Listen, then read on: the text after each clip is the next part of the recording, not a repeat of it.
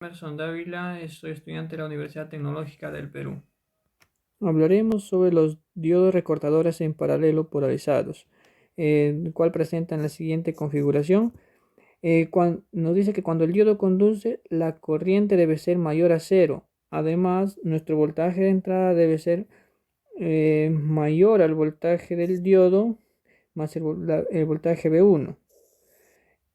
Y en ese caso, nuestro voltaje de salida sería igual al voltaje del diodo más voltaje V1. Cuando el diodo no conduce, la corriente es menor a cero. Y además el voltaje de entrada debe ser menor al voltaje del diodo más V1. Y por lo tanto nuestro voltaje de salida sería igual a nuestro voltaje de entrada. Puesto que aquí el diodo se comportaría como un circuito abierto. Tenemos las gráficas del voltaje de entrada versus el voltaje de salida. Al tratarse de un diodo recortador, recorta la forma de onda del voltaje de entrada. Un ejemplo. Tomando como voltaje de entrada 7 voltios, nos resulta una corriente de 1 miliamperio, donde hallando el voltaje en el punto A, por la caída de voltaje que presenta la resistencia, tenemos un voltaje de 4 voltios, el cual nos indica que polariza directamente al diodo y en este caso el diodo conduce. Aquí el diodo se comporta como una pequeña fuente de voltaje.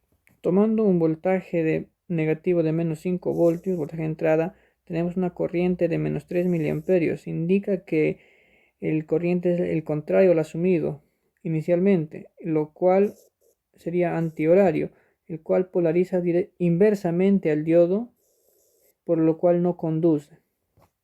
Para que el diodo conduzca, el voltaje de entrada debe ser mayor a 4 voltios y nuestro voltaje de salida sería 4 voltios.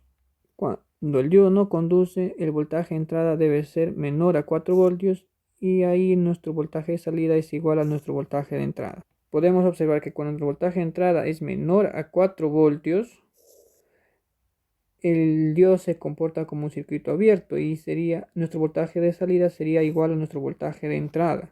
Cuando el diodo conduce, o sea, cuando el voltaje de entrada es mayor a 4 voltios, nuestro voltaje de salida es igual al voltaje del diodo como una pequeña fuente y el voltaje V1. Esto nos indica que sería igual a 4 voltios.